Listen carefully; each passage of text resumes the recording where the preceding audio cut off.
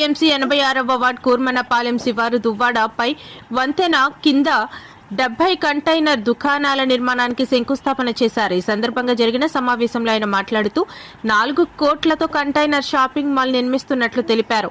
ఆశావహ వ్యాపారులు 33% చెల్లిస్తే జీవీఎంసీ వారు దుకాణాలను మంజూరు చేస్తారన్నారు. నగర వ్యాప్తంగా 3 చోట్ల ఏర్పాటుకు అధికారులు ప్రతిపాదించగా ఇందులో దువ్వాడ ఒకటని చెప్పారు. కూటమి ప్రభుత్వం వచ్చాక చేపట్టిన అభివృద్ధి సంక్షేమ కార్యక్రమాలను ప్రజల్లోకి తీసుకువెళ్లడంతో కార్యకర్తలు చురుకైన పాత్ర పోషించాలని సూచించారు.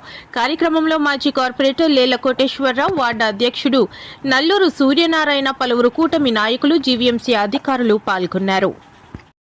ఇక్కడ నిర్మాణం చేయడానికి శంకుస్థాపన చేస్తున్నామండి. మరి దానికి విచ్చేసినటువంటి ఒకటి తెలుసుకోవాలి. ఈరోజు మనం ఒక ఆనందకరమైనటువంటి పని ఏంటంటే ఇక్కడ మాల్ చేసుకుంటున్నాం. సో ఎప్పుడు కూడా ముందు ఆనందం అన్న పొందండి, ముందు ఆనందం పొందాలి, తర్వాత ఇబ్బందులు అంటే లేవు. జీవితమే దుఃఖాలయం, జీవితం అంటేనే దుఃఖాలు. ఇప్పుడు కూడా సంతోషాన్ని ఎత్తుక్కోవాలి. గుర్తించుకోండి, సమస్యలు ఒకటి ఇస్తే ఇంకో సమస్య కావాలంటే, ఇంకోటి ఇస్తే ఇంకోటి కావాలంటే. సో ఎప్పుడు కూడా మనం ఉన్నదాన్ని ఫస్ట్ ఆనందించాలి. రెండోది, 5 సంవత్సరాలు మనం పోరాటం చేసాం. దేనికోసం? అధికారం రండి, మేము కష్టపడతామని. అధికారం వచ్చిన తర్వాత ఎవరు కష్టపడాలి?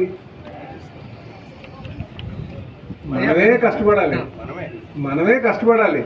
ఎందుకని? ప్రజల దగ్గరికి వెళ్ళి, ఇంటింటికి వెళ్ళి మీకు అది చేస్తాం, ఇది చేస్తాం, మేము అన్నీ చేస్తాం, మీకు అందుబాటులో ఉంటాం, అన్నీ చెప్పుకొచ్చాం. ఒకవేళ అధికారులు అన్నది చేయకపోతే 10 సార్లు మనమే తిరగాలి. జీవితంలో ఎన్నో చేయాలనుకుంటే అన్నీ చేయక్కర్లే, అనుకున్న పని మాత్రం ఒకటైనా మనం చేయాలి. మేము నా కష్టంతో అయ్యిందని కానీ గమనించేవాళ్ళం ఉంటాం ఖచ్చితంగా. కనుక ఈరోజు నాకు పని ఒత్తిడి ఎక్కువ అవుతుంది. పని ఒత్తిడి అంటే ఏంటంటే నేను మెయిన్ ఆఫీస్లో కూర్చోడమే, అక్కడికి వెళ్ళాలి.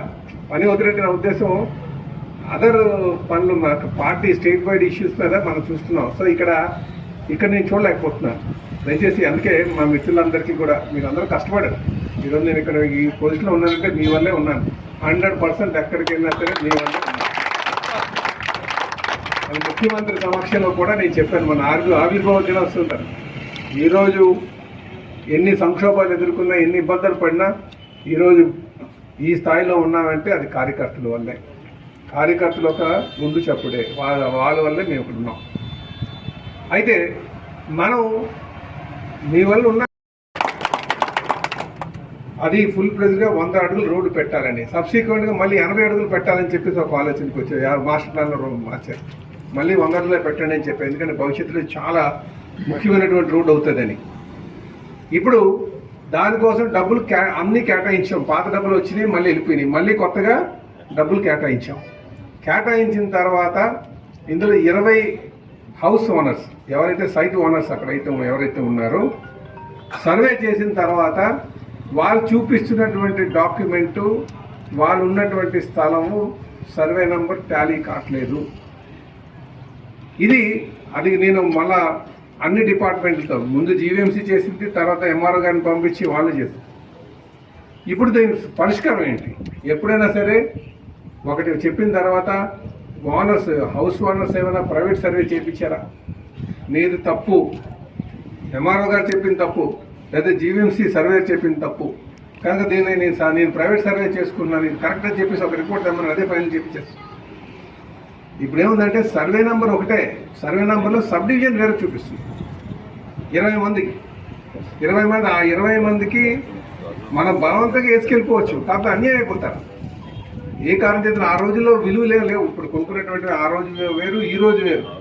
ఈరోజు భూమికి బాగా విలువ వచ్చింది కనుక, అలాగే కట్టుదిట్టంగా చూస్తున్నారు కనుక, మనకు ఇప్పుడు టెక్నాలజీ బాగా పెరిగింది కనుక క్లియర్గా ఆ సర్వే నెంబర్లు ఇవి కూడా చెక్ చేయగలుగుతున్నాం. కనుక నేను మిత్రులందరికీ తెలియజేసింది, కుటుంబ సభ్యులందరికీ, ఈ రోడ్డుకు సంబంధించి ఆ 20 మంది ఎవరైతే ల్యాండ్ ఓనర్స్ ఉన్నారో వాళ్ళ దగ్గరికి వెళ్ళి ఆ డాక్యుమెంట్లు అయినా సరే ఆ సబ్ డివిజన్ కరెక్ట్ చేసుకొని రావాలి. కాదు నాది ఇదే సర్వే నెంబర్, ఇదే కరెక్ట్ అని కూర్చుంటే, నా సబ్ డివిజన్ కరెక్ట్ అంటే మనం ప్రైవేట్ సర్వే అని చూపించాలి, ఇదిగో నా సర్వే ప్రకారం గెలవచ్చిందని. అదే ఆలస్యం ఇక్కడ అంతా. డబ్బులు ఉన్నాయి, అయితే లాస్ట్కి ఏం చెప్పారంటే ముందు మీరు పార్ట్లీ చేసుకెళ్ళిపోండి, ఎక్కడ ఇబ్బంది ఉందో అక్కడ వదిలేసి చేసుకెళ్ళిపోమండి. అందుకే అది అలాగ పాములో సాగుతూనే ఉంది అలాగ సో కనుక